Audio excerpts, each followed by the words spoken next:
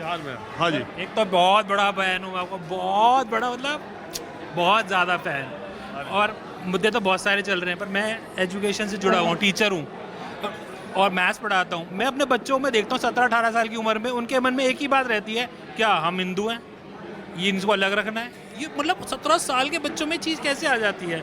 कैसे उनके पेरेंट्स उनको बोल देते नहीं नहीं ये मुसलमानों अलग, हिंदू अलग। तुम आपका लोग, नाम क्या है? मेरा नाम राहुल है। कहाँ पढ़ाते हैं राहुल? मैं पढ़ाता हूँ मॉल्टन अशोक विहार में मैथ्स। और मैं सच कह रहा हूँ, अच्छे अमीर बच्चे भी हैं, मिडिल क्लास बच्चे भी हैं, उनके समझ में एक ही बात है, उनको ये नहीं पता मुझे आगे क्या करना है। अगले पूछे तुम्हें CUT का पेपर रिजल्ट आ गया, कोई बात नहीं, नहीं आएगा। आगे उसका नीट का क्या हुआ, अब देखो प्रधानमंत्री जी को मिलना होता है तो बढ़िया, हाँ कोई अच्छा जीत कर आया तो भैया फोटो हो गई। वो नीट के बच्चों को बुला लेते ना अपने घर में और पूछते बेटे क्यों नहीं तुम्हारा रिजल्ट आया, क्या गड़बड़ हुई। अगर एक भी डॉक्टर गलत बन गया, या हम तो ऐसे ऐसे हॉस्पिटल में देखते हैं जहाँ डॉक्टर कुछ का कुछ इलाज कर देता है, इसका मतलब वो भी मुझे लग रहा है धांधली करके ही बन गया होगा वो। मतलब इतना बुरा हाल है कि उन बच्चों को उनको एक बात समझाओ, भाई तुम्हारे लिए एजुकेशन बहुत है। 2004 से 2014 तक मैं क्या देखता था, बच्चों को लगता नहीं मुझे पैकेज लेना है, मुझे कमाना है, मेरे को ये वाली जॉब चाहिए, मैं IIT जाऊँ, IIM जाऊँ, मेरे को ये वाला पैकेज मिल जाएगा। पर अब क्या है, नहीं, कुछ समझ ही नहीं उन्हें, कुछ उनका एक ही दिमाग में भर रखा है, हाँ भाई तू हिंदू है, ये मुसलमान है, ये मेरे को कुछ आगे मत, पढ़ाई से मतलब ही नहीं रहा उन लोगों को। वो सिर्फ यही सोचते हैं कि नहीं नहीं ये सारे लोगों में तो ऐसा नहीं हो। सर आप समझो ना, एक मिडिल क्लास ग्रुप है, हम मिडिल क्लास ही तो हैं सारे, जो अब दो पुअर के लिए तो एजुकेशन खत्म ही हो गई। आप जो गरीब बच्चा तो पढ़ नहीं सकता। अब CUT का पेपर है, मैं सरकारी स्कूल में पढ़ा हूँ, 12वीं तक हमने मेहनत करके 96% लिया, मैं तो 86% लाया, संसराज में एडमिशन मिल गया। अब CUT का एडमिशन होता है, उसके लिए लाखों रुपये वो एडमिशन के वहाँ पे एंट्रेंस एग्जाम देते हैं, और वो देखो अब तक रिजल्ट नहीं आया सर। अब जुलाई में चालू हो जाते थे एडमिशन, अब तक कॉलेज में DU में एडमिशन नहीं है। तो अब कॉलेजेस की क्यों नहीं बात करते? आप ये क्यों नहीं कहते अगर दिल्ली में 70 कॉलेज है तो 140 कर दें, वो सारे दिल्ली वाले बच्चों को वो कर दें। IP यूनिवर्सिटी में पैसे दो, 10 लाख रुपए तो एडमिशन मिल जाता है। दुनिया जान के कॉलेज, पानीपत, सोनीपत, आपको कल परसों घूम ही रहे हो, वहाँ कॉलेजेस भी दिखाओ लाइन से लगे हुए हैं, वो क्यों खुले हुए हैं?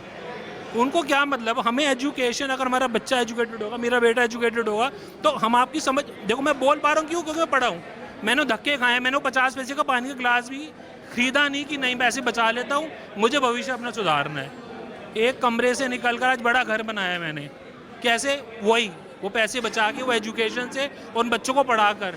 और वही बच्चे अब आजकल क्या सोचते हैं, नहीं कुछ नहीं पढ़ना हमने तो बस बिजनेस, या तो माँ बाप क्या करते, पढ़ा भी ले तो बिजनेस कर देंगे, और कुछ ही नहीं करते सर। मतलब सच कह रहा हूँ, हमारे स्कूलों में भी होना चाहिए, तुम बच्चों को सिखाओ यार, सोशल सिखाओ, ये मत सिखाओ कि तुम्हें सोचना। अब आप कॉलेजेस क्यों नहीं बनाते? मेरे को सिंपल सी बात है, आप दिल्ली कॉलेज तो सब प्राइवेट बनते जा रहे हैं, प्राइवेट बढ़ते जा रहे हैं, अस्पताल और कॉलेज तो प्राइवेट में। अब हॉस्पिटल में जाओ तो होटल आ गया, हाँ भाई इतनी सारी भीड़ हो रही है, सब लोग बैठे हैं, हाँ भाई इलाज हो रहा है, पैसे दे रहे हैं, और वो एक सबको, नहीं तो इंश्योरेंस लेते रहो, मेडिकल इंश्योरेंस।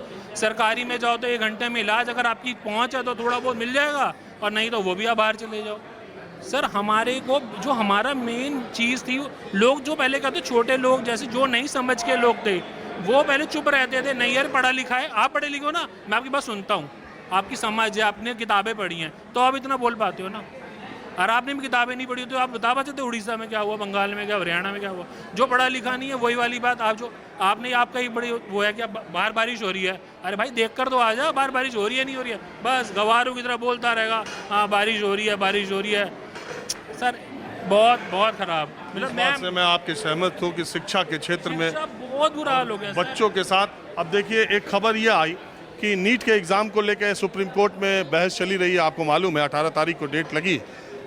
नीट के बाद नेट एग्ज़ाम जो हुआ था उसमें लाखों बच्चे अपीयर हुए थे, जो पोस्ट ग्रेजुएशन के बाद होता है, जिससे आप स्कॉलरशिप और डिग्री कॉलेजेस यूनिवर्सिटीज़ में पढ़ाने के जो एलिजिबिलिटी है वो टेस्ट है, और नेट का एग्ज़ाम जो है वो कैंसिल कर दिया सरकार ने। अभी पता चला है एक न्यूज़ रिपोर्ट के मुताबिक कि जिस टेलीग्राम या सोशल मीडिया प्लेटफॉर्म पर वो प्रश्न पत्र लीक बताया गया, जिसकी वजह से कैंसिल कर दिया गया, वो फेक था, यानी कि वो फर्जी था। बावजूद इसके एक पूरी परीक्षा को, जिसमें लाखों परीक्षार्थी शामिल हुए थे, उसको निरस्त करने का फैसला कर दिया गया।